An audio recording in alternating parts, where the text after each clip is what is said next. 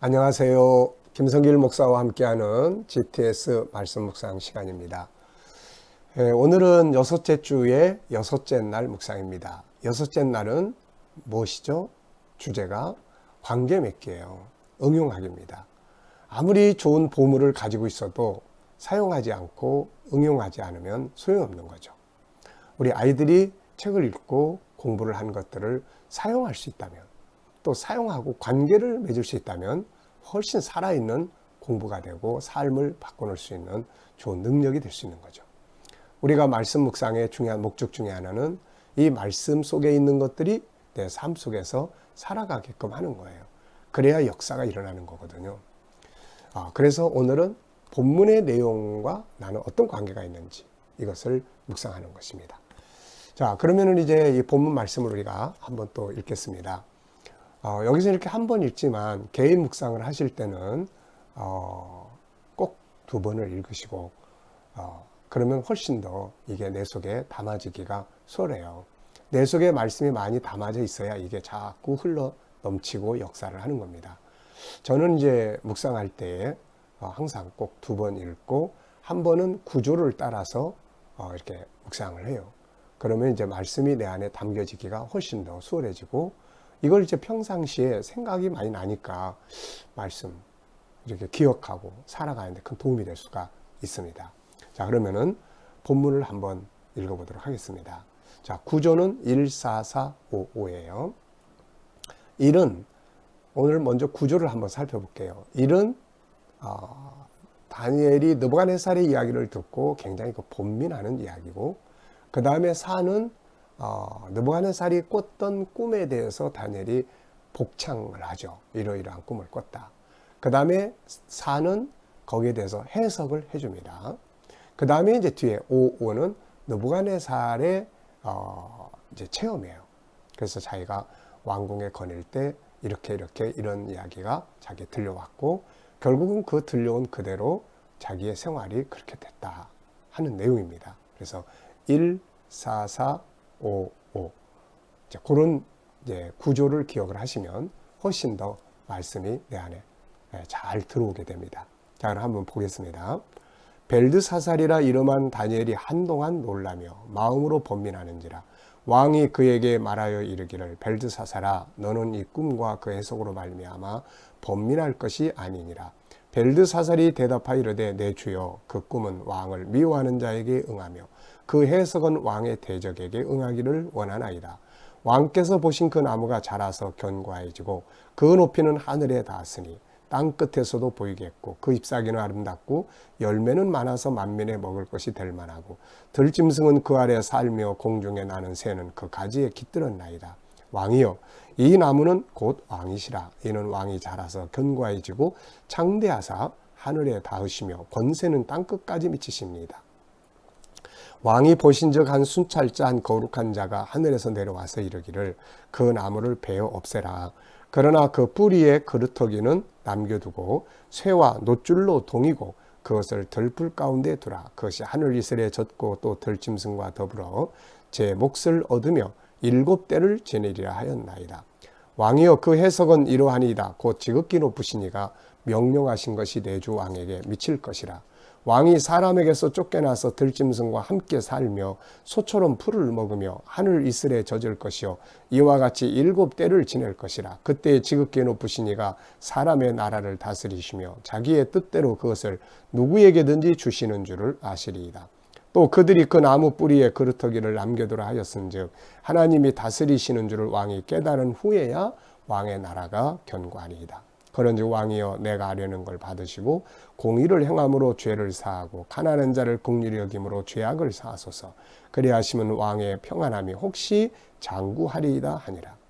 이 모든 일이 다 나 느부갓네살 왕에게 임하였느니라. 12달이 지난 후에 내가 바벨론 왕궁 지붕에서 거닐세 나 왕이 말하여 이르되 이 큰 바벨론은 내가 능력과 권세로 건설하여 나의 도성으로 삼고 이것으로 내 위엄의 영광을 나타낸 것이 아니냐 하였더니 이 말이 아직도 나 왕의 입에 있을 때 하늘에서 소리가 내려 이르되 느부갓네살 왕아 네게 말하노니 나라의 왕위가 내게 떠났느니라. 네가 사람에게서 쫓겨나서 들짐승과 함께 살면서 소처럼 풀을 먹을 것이요 이와 같이 7대를 지내서 지극히 높으신 이가 사람의 나라를 다스리시며 자기의 뜻대로 그것을 누구에게든지 주시는 줄을 알기까지 이르리라 하더라.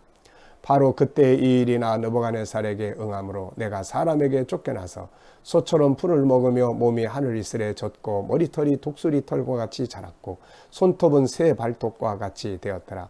그 기한이 참에나 느부갓네살이 하늘을 우러러 보았더니 내 총명이 다시 내게로 돌아온지라. 이에 내가 지극히 높으신 이에게 감사하며 영생하시는 이를 찬양하고 경배하였나니 그 권세는 영원한 권세요 그 나라는 대대에 이르리로다. 땅의 모든 사람들을 없는 것 같이 여기시며 하늘의 군대에든지 땅의 사람에게든지 그는 자기 뜻대로 행하시나니 그의 손을 금하든지 혹시 이르기를 네가 무엇을 하느냐고 할 자가 아무도 없도다. 그때에 내 총명이 내게로 돌아왔고 또 내 나라의 영광에 대하여도 내 위엄과 광명이 내게로 돌아왔고 또 나의 모사들과 관원들이 내게 찾아오니 내가 내 나라에서 다시 세움을 받고 또 지극한 위세가 내게 더하였느니라. 그러므로 지금 나 느부갓네살은 하늘의 왕을 찬양하며 칭송하며 경배하노니 그의 일이 다 진실하고 그의 하시는 일이 의로우심으로 교만하게 행하는 자를 그가 능히 낮추심이라. 아멘. 자, 그러면 이제 오늘 6째 날 한번 보시기 바랍니다. 6째 날은 관계 맺기예요. 본문과 관계 맺기. 자, 본문을 보면서 우리가 관계를 맺어야 될 내용이 무엇이라고 생각하시는지 한번 살펴보시기 바랍니다. 일단 저는 이제 이 질문을 답을 찾기 위해서는 이 본문 속에 있는 중요한 내용들을 일단 적습니다. 그래서 오늘 2가지 적었어요. 하나는 답을 찾아주는 다니엘.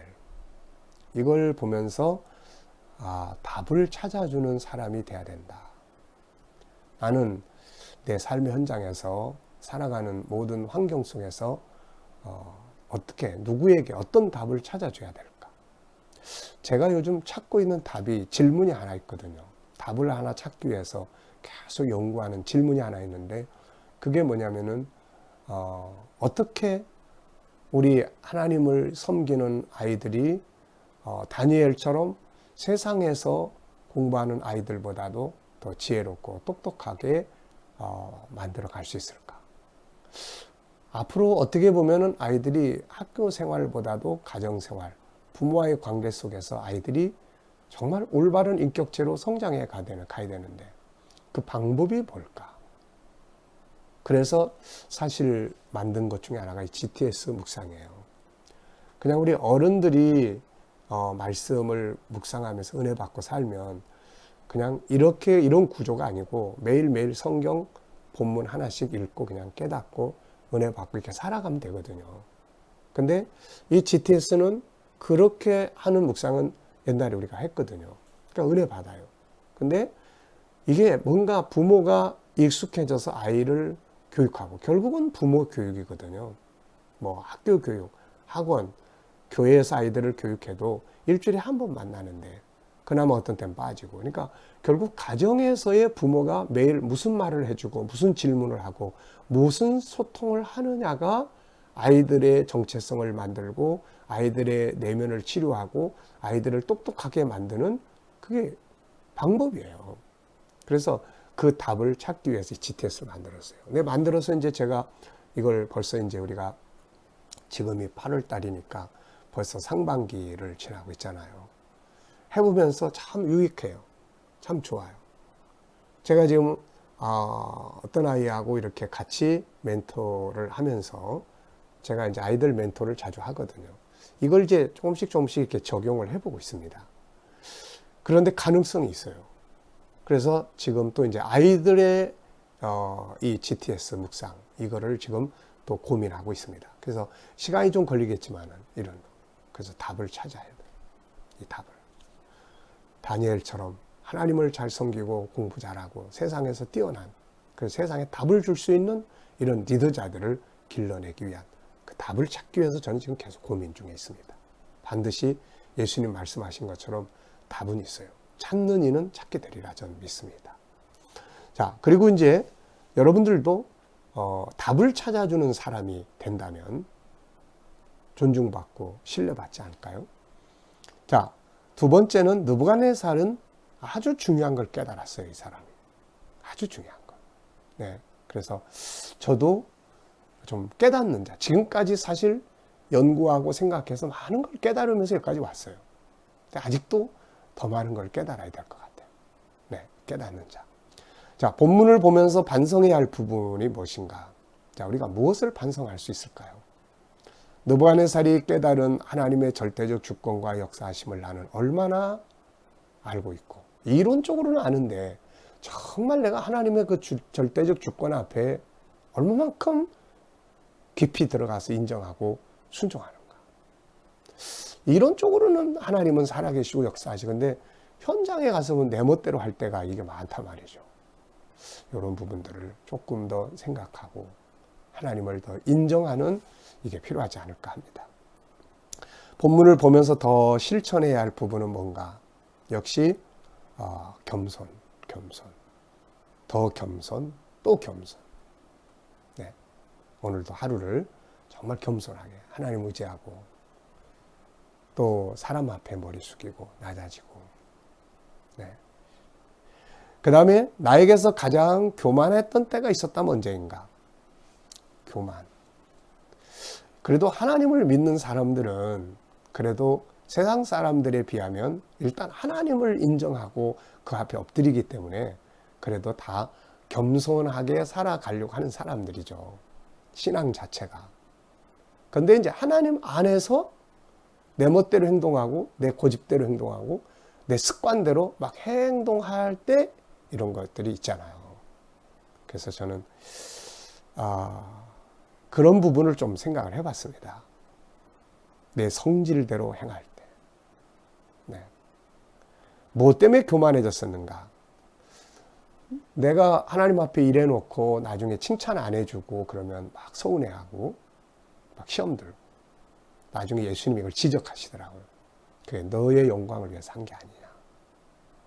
그러니까 사실 그런 것들이 뭐 예수 안에서 교만하다 이렇게 볼 수 있겠고요. 또 내 성질대로 막 이렇게 하는 거. 모세가 자기 성질대로 하다가 실패 많이 해서 광야에 가서 참 성질대로 하지 않고 하나님 앞에 엎드리는 훈련을 했는데 이런 부분들이 교만의 부분들이 아닐까 싶어요. 우리가 예수 믿는 사람들은 뭐 제일 큰 교만은 하나님이 어디 있어? 예수 없어? 이게 제일 큰 교만이고 그다음에 예수 안에서 자기 자랑 많이 하고 자기 생각대로 살고 이런 것들이 예수 안에 있는 교만이 아닐까 싶습니다. 그 결과는 어떻게 되는가? 이렇게 교만한 행동들을 하고 나면 결과가 안 좋아요. 일단 마음속에 은혜가 싹 사라지고 관계도 깨지고 막 문제가 복잡해져요. 이렇게. 자, 그 다음에는 이제 가장 겸손했던 때가 있었다면 언젠가? 가장 겸손했던 때가 있었다면 저는 성령 안에서 나를 보게 했을 때라고 생각이 들어요. 은혜 체험할 때. 주님이 나를 보게 하세요. 그때 참 마음 많이 아팠고 그리고 정말 내가 주님을 위한 게 아니라 나를 위한 것이었구나. 그러면서 내 영혼이 좀 하나님 앞에 이렇게 아주 겸손하려고 했던 이런 때가 좀 있었던 것 같고요. 그 은혜 체험이 있으면 자기를 돌아보게 되는 것 같아요. 그러면 겸손해지는 거예요. 무엇 때문에 여기는 교만이 아니고 겸손입니다. 무엇 때문에 겸손해졌었는가? 은혜의 힘 때문이고 또 한없이 겸손해졌다고 한다면 사업에 부도나고 막 청년 때 어려운 일을 겪을 때 빚더미에 쌓였을 때 그때가 아니었을까 싶어요. 그때가 사람이 잘 나갈 때는 참 겸손해지기가 어려운데 어려운 일 만나고 다 망하고 그러니까 그냥 자동적으로 머리 숙이게 되더라고요. 네. 자, 그런 것들이 나중에 보면 은혜의 시간들이었어요. 그 겸손함이 주님을 만나게 했던 것 같고 주님은 겸손의 자리에서 만날 수 있어요. 교만의 자리에서 주님 못 만납니다. 자, 느부갓네살을 통해서 배워야 할 것은 뭔가? 자, 느부갓네살을 통해서 배워야 될 것 저는 세 가지를 적었습니다. 하나는 답을 찾는 사람, 네, 답을 끝까지 찾기 위해서 번민하는 사람, 깨닫는 사람, 교만한 자를 낮추시는 하나님을 발견한 사람. 네. 자, 느부갓네살 왕이 추락할 때와 회복할 때의 이유는 뭔가? 추락할 때는 교만함이 있죠. 내가 이 능력과 권세로 이 도성을, 이 바벨론을 만들어 건설해서 내 도성으로 삼았다. 그러면서 내가. 네.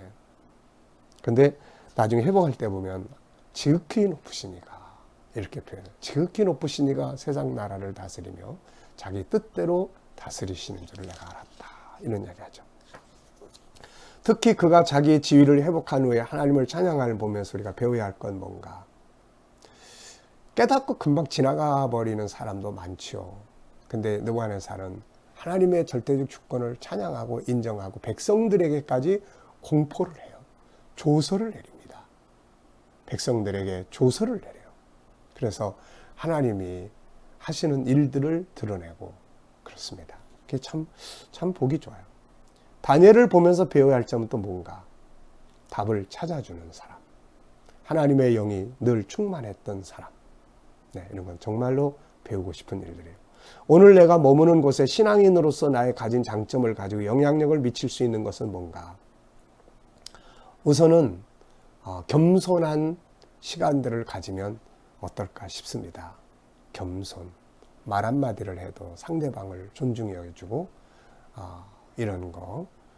그 다음에 우리가 가지고 있는 어떤 재능들을 함께 공유할 수 있는 이런 것들이에요. 본문을 정리하면서 감사한 건 뭔가? 역시 하나님이 살아계시고 다스리신다는 거. 여기에 희망이 있는 거예요. 느부갓네살의 깨달음. 여기에 희망이 있고 또 다니엘의 답을 찾아주는 여기에 희망이 있습니다. 정말 감사하죠. 이런 일들이 우리 속에서 일어나야 되는 거예요. 말씀 속에서 느껴지는 하나님의 마음은 무엇인가? 하나님은 아버지세요. 아버지가 자식에게 바라는 마음은 항상 잘 되기를 바라요. 잘 되기를 바라면서 잘 되는 방법이 뭡니까?